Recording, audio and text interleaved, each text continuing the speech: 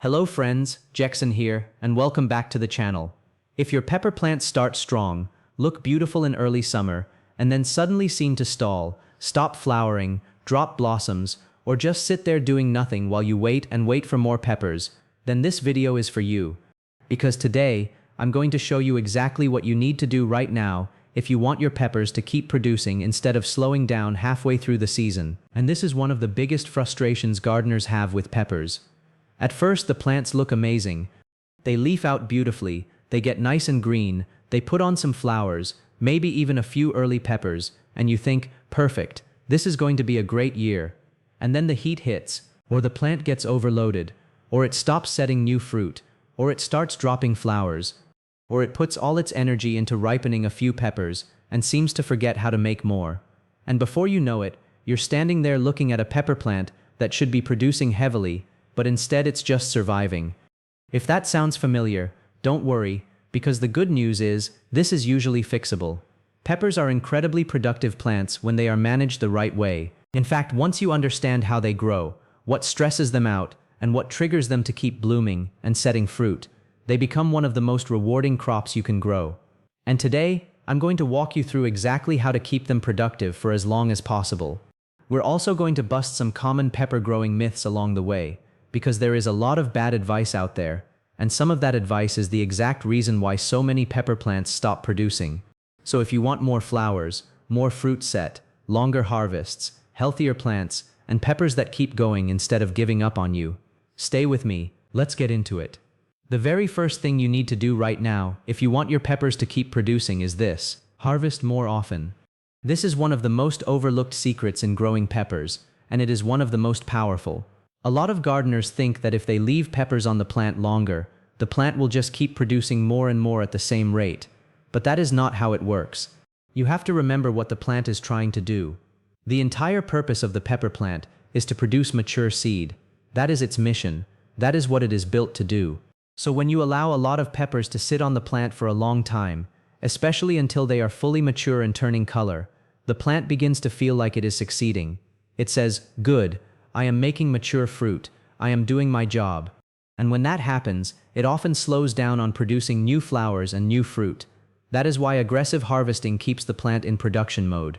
When you keep removing peppers, especially when they are usable but not over-mature, the plant reacts by trying again and again. It keeps pushing new flowers. It keeps trying to set more fruit. It stays in that active, productive state much longer. Now, this does not mean you can never let peppers ripen to red, yellow, orange, or chocolate, depending on the variety. Of course you can. Fully ripe peppers are delicious. But if your goal is maximum production across the entire season, you do not want every single fruit hanging on the plant forever. That is one of the biggest mistakes people make. They wait and wait for every pepper to become perfectly colored, and while the plant is spending all of that energy holding and ripening those fruits, flower production slows down. So if you want the plant to keep producing, pick regularly. Take the mature green fruits. Take the peppers that have reached a good usable size. Take the fruits that are weighing the branches down. Take the first flush seriously. The more often you pick, the more the plant tends to keep working. And this is especially true with prolific peppers like jalapenos, banana peppers, shishitos, peperoncinis, serranos, and many sweet varieties that are naturally capable of setting lots of fruit. If you wait too long, you are telling the plant to relax. If you harvest aggressively, you are telling the plant to keep going. That one habit alone can completely change your season. Now, the second thing you need to do right now, if you want your peppers to keep producing, is this: feed them on a schedule, not when they look hungry. This is another huge one. Pepper plants may not look as dramatic as giant tomato vines or huge squash plants, but do not let that fool you. Productive pepper plants are heavy feeders. If they are expected to flower continuously, set fruit continuously, and hold those fruits while still making new growth, they need a steady nutrient supply. And this is where many gardeners go wrong. They fertilize once at planting time, and then they forget about it. Or they throw on a little compost and assume that is enough for the whole season. Or they wait until the plant starts yellowing, stalling, or dropping blossoms, and only then do they decide to feed it. By that point, the plant is already behind. If you want peppers to keep producing, you need to stay ahead of their needs. The best approach is steady feeding, not random feeding, not panic feeding, not I remembered after 3 weeks feeding, steady feeding. I like to think of it this way. A pepper plant that is producing heavily is like a machine running every day.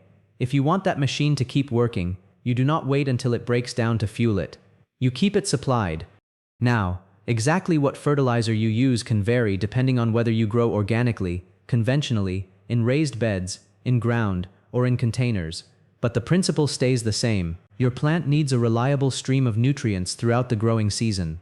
A slow-release organic fertilizer is excellent as a base because it feeds gradually over time. Compost is helpful. Balanced granular fertilizers are helpful. And many gardeners also get great results by combining that base feeding with occasional water-soluble fertilizer for a quicker response. That combination works beautifully because one source gives long-term background nutrition and the other gives the plant immediate access to nutrients when it is actively trying to push flowers and fruit. And here is something very important. A pepper plant that is underfed may still stay alive. It may still look okay from a distance, but it will not produce the way it could.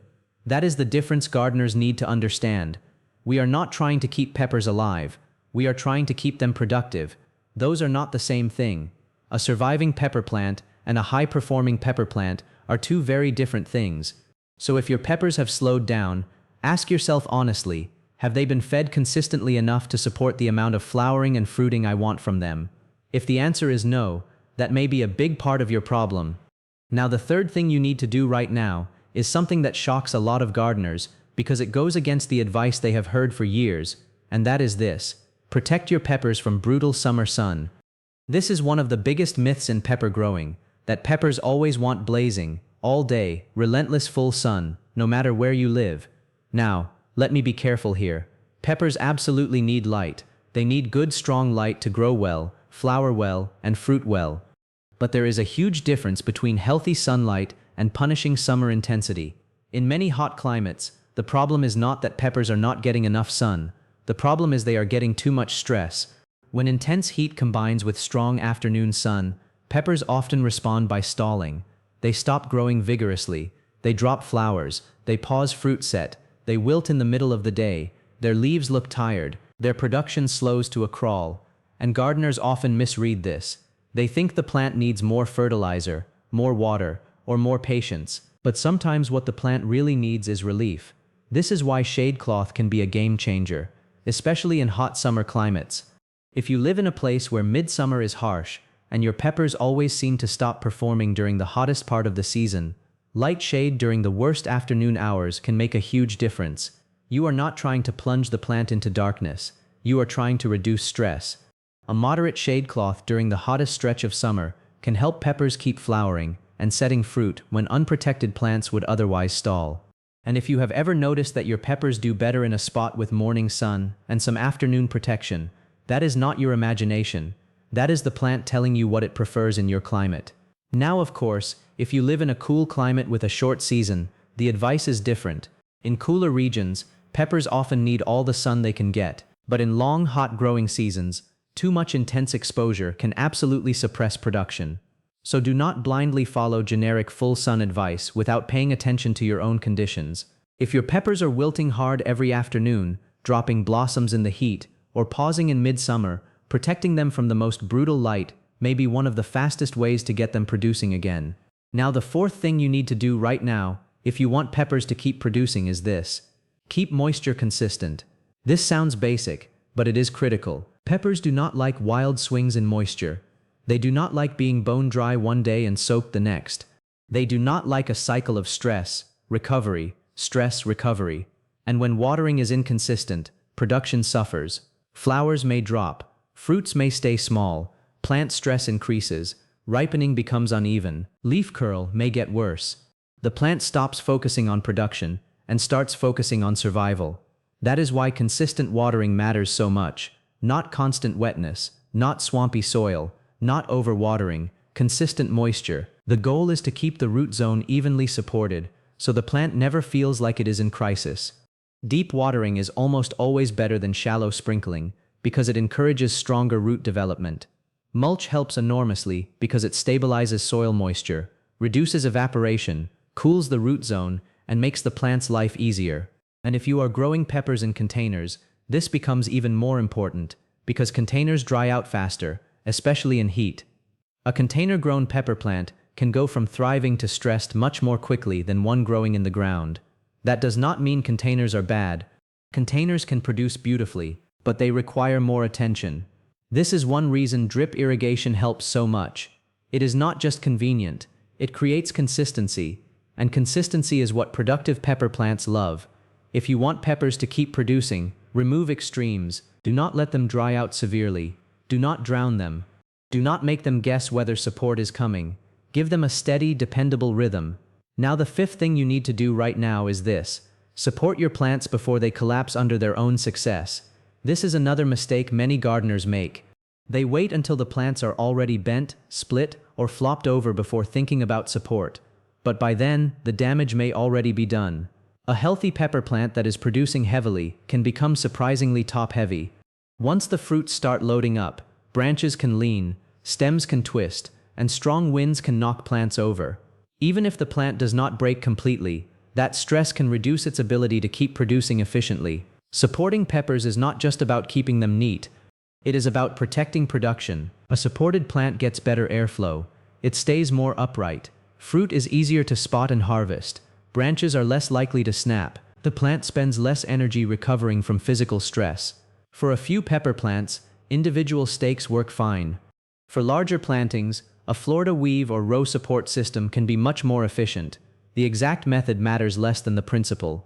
Do not let your plants become a tangled, falling mess. A pepper plant that is standing strong, open, and supported is easier to manage and often more productive over time. And this connects directly to harvesting too. If the plant is supported well, you are more likely to pick regularly. If it is collapsed into a jungle, you are more likely to miss fruits. And missed fruits, as we already talked about, slow down production. So support is not just structural, it is strategic. Now the sixth thing you need to do right now if you want your peppers to keep producing is this. Stop over-pruning them. This is one of those topics that causes endless debate, but here is the simple truth. Many gardeners prune peppers far too much, far too early, and for the wrong reasons. They are told to top the plants to make them bushier. They are told to remove this branch, pinch that branch, strip lower leaves, shape the plant, and turn a simple pepper into a project. And sometimes all of that intervention just sets the plant back. Yes, peppers can branch naturally. Yes, some light management can be helpful if a plant is damaged, crowded, or diseased. Yes, late rejuvenation pruning can sometimes be useful if a tired summer plant needs a reset. But routine aggressive pruning of healthy peppers is often unnecessary. Every time you remove healthy leaves and growing tips, you are removing the plant's ability to photosynthesize and grow. Every time you cut it back unnecessarily, you create recovery work. And what do recovering plants do? They focus on recovering, not producing. So unless you have a specific reason, do not overcomplicate it. Let healthy pepper plants grow. Let them branch naturally. Let them become full. Give them support, airflow, food, and water, and most of the time they will build plenty of structure on their own. The exception, as I said, is rejuvenation. If you are deep into the season, the plant is tired, it has disease damage, or it has become messy and worn out, a strategic cutback combined with feeding and good conditions can trigger a fresh flush. That is different. That is not early unnecessary pruning. That is using pruning as a recovery tool. And that can absolutely work. But if your plants are healthy and actively growing, the smartest move is often to leave them alone and focus on the things that actually drive production. Now the seventh thing you need to do right now is this. Do not let your first big flush of peppers shut the plant down. This is such a common issue, especially with sweet peppers and productive hybrid varieties. The plant sets an early heavy crop, you get excited, you leave them all on because they look amazing, and suddenly the plant slows down hard. Why? Because that first major fruit load is expensive. Those peppers take energy, a lot of energy. The plant has to hold them, size them, feed them, ripen them, and maintain all of that while still making leaves, flowers, and roots. That is a lot to ask. So if the plant is young and suddenly burdened with a heavy first crop, it may naturally pause on new production while it finishes what it has already started. This is why timely harvesting matters so much early on. You want the plant producing in waves, not getting stuck in one long overload cycle. In some cases, especially early in the season, it may even help to remove a few early fruits if the plant is small and overloaded, that can redirect energy back into growth and future flower production.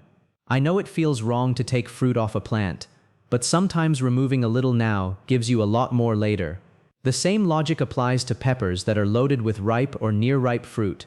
If the branches are heavy and flowering has slowed, harvest. Take the load off, let the plant breathe, let it reset and push again. Now the 8th thing you need to do right now if you want peppers to keep producing is this. Pay attention to flower drop the right way. Flower drop is one of the most misunderstood issues in pepper growing. Gardeners see blossoms falling and assume something is terribly wrong. Sometimes it is a nutrient problem, sometimes it is a watering problem, sometimes it is stress, but very often the main cause is temperature. Peppers are sensitive when it comes to setting fruit. If daytime temperatures get too high or nighttime temperatures stay too warm, pollination and fruit set can be disrupted. The plant may still make flowers, but those flowers may not hold. This is why you can have a plant covered in blooms and still not get the fruit set you expected. And this is where gardeners often waste time chasing the wrong fix. They add random products, they dump on fertilizer, they spray miracle formulas, they try every internet trick they've heard. But if the real issue is heat stress, the solution is not more gimmicks, it is stress reduction. That is where shade cloth, consistent watering, mulch, and overall plant health come back into the picture. You are creating an environment where the plant can continue functioning through difficult weather. And here is another important point. Do not overdo nitrogen when flower drop is already an issue. Too much nitrogen can push soft green growth at the expense of flowering and fruiting balance. You want healthy growth, yes, but not overly lush, floppy growth that turns the plant into a leaf machine instead of a pepper machine. Balanced fertility is the key. Now let's bust a few myths quickly, because this is where people get misled and lose time. Myth number 1. More sun always means more peppers. Not necessarily. More usable light can help. More stress can hurt. Those are not the same thing. Myth number 2. You have to top every pepper plant to get a big harvest. No, you do not. Many peppers become beautifully full and highly productive without topping at all. Myth number 3. If your peppers stall, you just need more fertilizer. Sometimes. But if heat, inconsistent watering, or overload is the real issue, fertilizer alone will not solve it. Myth number 4. You should always leave peppers on until they fully color up. Only if flavor is your top priority on those individual fruits. If total production is your priority, strategic earlier harvesting often keeps the plant producing better. Myth number 5. Peppers hate being picked often. The opposite is usually true. Frequent harvesting encourages continued output. Now the 9th thing you need to do right now, if you want your peppers to keep producing, is this. Improve airflow and reduce plant stress before disease gets momentum. Peppers are much more resilient when they are not constantly wet, crowded, or stressed. Good spacing matters, support matters, watering at the base matters, mulch matters, air movement matters. Once disease pressure builds, production often drops, leaves weaken, photosynthesis declines, fruit quality slips, the plant spends more energy surviving. That is why prevention is so much easier than rescue. If your peppers are crowded, open things up. If weeds are competing around the base, clean them up. If leaves are staying wet all the time, change how you water. If the plants are packed into a jungle, support them and create space. The healthier and calmer the plant environment is, the longer your peppers can stay in active production. Now the 10th thing you need to do right now is something many growers ignore completely, and that is this. Know when to reset the plant instead of begging the old growth to perform. Sometimes a pepper plant has been through too much. Maybe it was battered by heat. Maybe it got diseased. Maybe it got overloaded and exhausted. Maybe it had an early stall and never recovered. In that case, there are times when a strategic reset works better than endless waiting. That reset could mean feeding and watering properly while removing the biggest fruit load. It could mean light rejuvenation pruning if the plant is badly worn. It could mean replacing a weak plant with a younger one if you have a long enough season. It could mean moving container plants to a better location. But the point is this: do not keep repeating the same failing routine and expecting the plant to magically wake up. If your peppers have stalled, identify the bottleneck and fix it. That is how you get them going again. Now let me give you a simple, practical checklist. If you want your peppers to keep producing starting now, here is what you should do. Go out to your plants and harvest every usable pepper. Remove heavy fruit loads that are slowing the plant down. Check soil moisture and water deeply if needed. Mulch the base if the soil is exposed and drying too fast. Feed the plant if it is due for fertilizer. Support branches that are leaning or collapsing. Look for signs of heat stress. If your climate is brutally hot, consider adding shade protection. Do not start hacking the plant apart unless you have a real reason, and keep doing these things consistently, not once. That consistency is what turns average pepper plants into non-stop producers. And here is the part I really want you to remember. Peppers do not usually stop producing for no reason. There is almost always a bottleneck. Sometimes it is heat. Sometimes it is overload. Sometimes it is poor nutrition. Sometimes it is inconsistent moisture. Sometimes it is stress from too much sun. Sometimes it is a lack of harvest. Sometimes it is several of these at the same time. Your job is to remove the bottlenecks. Once you do that, the plant often responds beautifully. That is why this can feel like magic. You make a few correct changes, and suddenly the plant wakes up. New flowers appear. New fruit starts setting. Growth improves. The plant looks alive again, and that is one of the most satisfying things in gardening. So if your pepper plants have slowed down, do not give up on them yet. Do not assume the season is over. Do not fall for gimmicks. Do not overreact with random internet tricks. Go back to the fundamentals that actually drive production. Harvest often, feed consistently, keep moisture steady. Protect the plants from severe stress, support them properly, avoid unnecessary pruning, manage the first fruit load wisely, and respond to your climate instead of following generic advice blindly. That is how you keep peppers producing. And one more quick bonus tip before I wrap up. Remember that peppers are not naturally annuals in their native environment. They are tender perennials. That means if they are protected from frost and major stress, they can live much longer than one season. Now, not everyone wants to overwinter peppers, and not every variety is worth the effort. But if you ever find one that is incredibly productive, especially a favorite hot pepper or specialty plant, saving it can give you a huge head start next season. But even if you never overwinter a single pepper plant, the lesson is still important. These are not weak plants. They are capable of producing for a long time when managed correctly, and that is exactly why today's steps matter so much. Because once peppers are happy, they do not just produce a little, they can absolutely load up. And when they are really dialed in, the harvests come in waves. That is what you want, not one little flush and then silence. You want repeat production. You want new flowers while older fruits are maturing. You want plants that stay active. You want momentum. That is the goal. So if you only take one message from this video, let it be this. If you want peppers to keep producing, you have to keep the plant out of survival mode and in production mode. That is the whole game. Everything we talked about today feeds into that one idea. A stressed plant survives. A supported, fed, harvested, and protected plant produces. And once you start growing peppers with that mindset, your results can change dramatically.